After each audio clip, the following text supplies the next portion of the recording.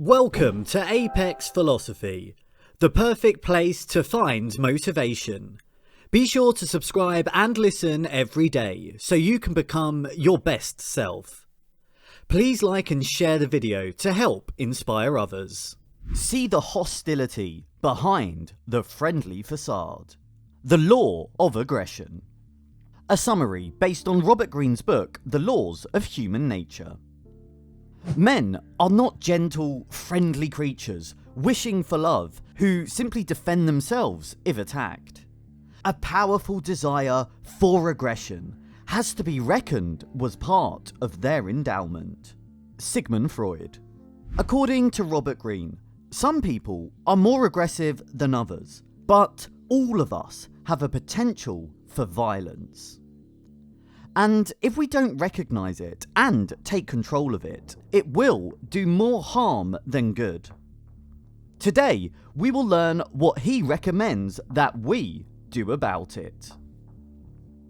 Law number 16. See the hostility behind the friendly facade.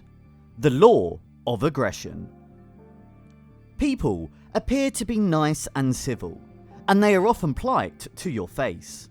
However, if you take off the blinders and take a look, violence is all around you.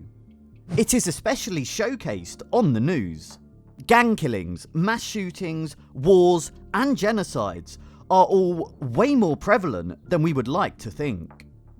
Most of us deny this part of ourselves, but each of us has the capacity for violence written in our DNA. It is an undeniable part of human nature. Just a quick glance at the history books can tell you that. However, people still say things like, "Other people are violent, not me," or "I could never do that." This denial is unhealthy and dangerous. You must look at your own aggressive tendencies and accept them as part of you. If you do not, it could lead to antisocial behaviour or violence. Human aggression stems from an underlying insecurity, as opposed to simply an impulse to hurt or take from others. Only humans can see into the future to their own demise. We understand that at any moment, anything can be taken from us. Our job, our car, our house, our loved ones, or even our life. This insecurity and fragility makes us feel anxious, powerless, and frustrated. No one feels this stronger than someone with childhood trauma. The more intense the feelings, the harder it is to suppress or control their aggressive nature. This sometimes leads them to become chronically aggressive in attempts to control their outcomes. They tend to see us as objects to be controlled, empathize with their childhood wounds to avoid being on the wrong side of their aggression. Dispelling myths. The first myth is that humans used to live in harmony with nature and each other. This is far from true. Anthropologists have proven beyond a shadow of a doubt that warfare has always been a part of our existence. Neighbouring tribes have fought amongst themselves for millennia. The second myth is that humans may have been aggressive and violent in the past, but we have since evolved and are now more compassionate, enlightened, and sympathetic. However, the evidence of human aggression persists today just as it did before. Keys to human nature. We all have tendencies towards aggression, some more than others. However, aggression can be used for good if you recognise it and channel it properly. Learn to observe your own thoughts and behaviours. Notice when you are driven by anger or passion to use forceful words or actions to set boundaries or get what you want. Then learn to redirect that energy into something productive. Sometimes we turn it towards ourselves in the form of self-loathing, directing our anger and aggression toward ourselves and criticizing our shortcomings or flaws with negative self-talk, cutting, other self-deprecation, or hatred. This, of course, is toxic and destructive. You must learn to recognize when this is happening and redirect that energy towards self-improvement or something else productive like exercise. The best way to channel your aggressive energy is to direct it toward the source of your frustration through productive work and problem solving. Greene calls this controlled aggression. Let your aggression fuel your desire to tackle the challenges you face. Transmute your aggression into daily motivation. Use controlled aggression to overcome your fears and aggressively pursue your goals. Sometimes we channel it towards others through passive-aggressive behaviour. No matter how hard we try to be polite and sociable and avoid confrontation, we are often forced to use some aggression to set healthy boundaries or to get what we want. Greene discusses 5 strategies people use when being passive-aggressive, how they work and how you can combat them. The first strategy is subtle superiority.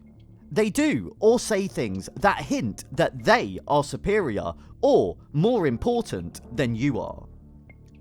Either by showing up a few minutes late and providing some self-serving excuse, or expressing how important their life is with subtle brags about their possessions or status.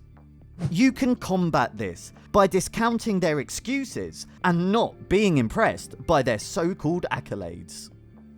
The next strategy is playing for sympathy.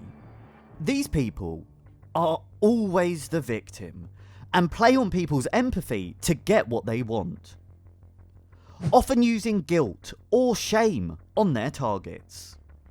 These people tend to have drama all around them and are always down and out. No matter how much you give or support them, it will never be enough. The best defense against this is to stop helping them. They will eventually stop asking you and move on to someone that will. The first strategy is to insinuate doubt. These people find a way to make you doubt yourself or your abilities. They are the master of the backhanded compliment, an offhand remark that makes you question yourself or your abilities. For example, that colour looks good on you, but I'd never wear it. Or, I was impressed that someone of your skill volunteered for that project. You were never quite sure if it was a compliment or an insult. Their goal is to get you to obsess over it and think about them or even try to earn their approval. This is how they get you to do what they want. Interestingly enough, this is usually driven by jealousy. So, the best thing to do here is to take it as a compliment and ignore them. This will reverse the pull and get them obsessing over you. Shifting the blame is another strategy people use. The goal here is to make people who call them out for bad behaviour, misdeeds or mistakes feel guilty or at fault so they don't confront them in the future. They act hurt, disappointed or insulted by the accusations. Or they gaslight by reflecting the blame back on their accuser, saying things like, "Look what you made me do," or "If you weren't so selfish, then I wouldn't be either." There is usually a little truth to what they say, which makes it even harder to refute. It makes you question what actually happened, causing you to feel guilty as if you overreacted. The only way to counter this is to ignore the feelings of guilt and focus on the objective facts of the matter. Lastly, the passive tyrant takes advantage of a leveraged position by becoming impossible to please. They have something you want and offer to give it to you if you do as they ask. However, when you do as they ask, they move the goalpost. Nothing is ever good enough. An unsatisfiable boss who refuses to give you praise or a promised promotion, or a wife that withholds intimacy until the chores are done, are both good examples of this. They often use breadcrumbs or small rewards to whet your appetite and keep you hooked like a donkey chasing a carrot on a stick. Unfortunately, combating this is very difficult, since they possess real power over you. You have to turn the tables somehow and gain power over them to even the playing field. Or just quit, get a new job, or leave to start a new relationship. Next time, we will be learning how generational thinking affects us. Thank you for listening. Comment below. How can you redirect your aggression to become more productive? Don't forget to like the video and subscribe, and we'll see you next time.